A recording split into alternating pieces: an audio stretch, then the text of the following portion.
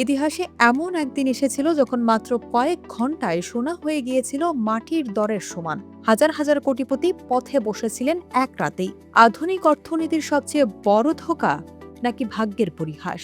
আজকের এই ভিডিওতে আমরা উন্মোচন করব ইতিহাসের সেই অন্ধকার অধ্যায় যখন সোনার বাজার তাসের ঘরের মতো ভেঙে পড়েছিল।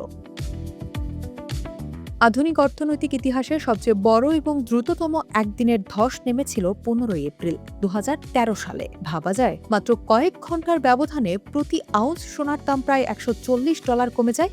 শতাংশের হিসেবে যা ছিল 9% বেশি। মাত্র 2 কার্যদিবসের মধ্যে সোনা $1550 থেকে নেমে আসে $1350। পুরো 2013 সাল শেষ হতে হতে দেখা যায় সোনার দাম প্রায় 30% পড়ে গেছে। বিনিয়োগকারীরা তখন কিংকর্তব্য বিমূঢ়। সোনা কি আর কোনোদিন নিরাপদ সম্পদ থাকবে? কিন্তু কেন এমনটা হলো? এর পেছনে ছিল 3টি বড় কারণ।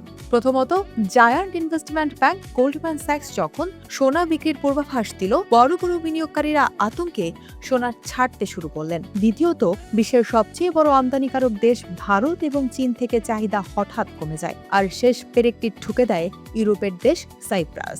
গুজব রটে যে তারা তাদের বিশাল সোনার রিজার্ভ বাজারে বিক্রি করে দিচ্ছে।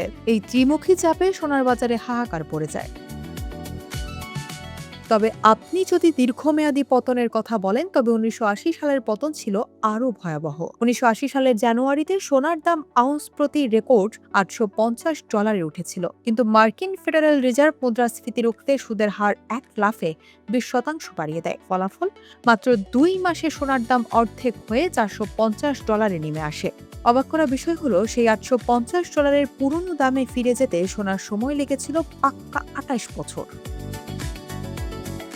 এবার আসি আমাদের বাংলাদেশের হিসেবে। 2013 সালের এপ্রিলে দরপতনের আগে প্রতি ভরি সোনা ছিল প্রায় 52,000 টাকা। বিশ্ববাজারের ধাক্কায় কয়েক সপ্তাহের মধ্যে তা 43,000 টাকায় নেমে আসে। আর 1980 সালের কথা ভাবলে তো চোখ কপালে উঠবে। তখন প্রতি ভরি সোনা 6,000 টাকা থেকে কমে 3,000 টাকার ঘরে চলে এসেছিল। আজকের দিনে লাখ টাকার উপরে থাকা সোনার বাজারের তুলনায় সেই লোকসান ছিল তৎকালীন অর্থনীতির মানদণ্ডে এক বিশাল বিপর্যয়।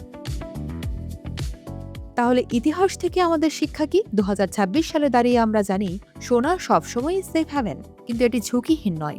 যখনই ডলার খুব শক্তিশালী হয় বা সুদের হার অস্বাভাবিক বাড়ে, তখনই সোনার বাজারে বাবল বা বুদবুদ তৈরি হয় এবং তা ফাটতে বাধ্য। তাই সোনায় বিনিয়োগ করার আগে বাজার যখন অনেক বেশি ঊর্ধ্বমুখী থাকে, তখন হুজুগে না পড়ে সতর্ক হওয়াই বুদ্ধিমানের কাজ। মনে রাখবেন, ইতিহাস কিন্তু বারবার ফিরে আসে।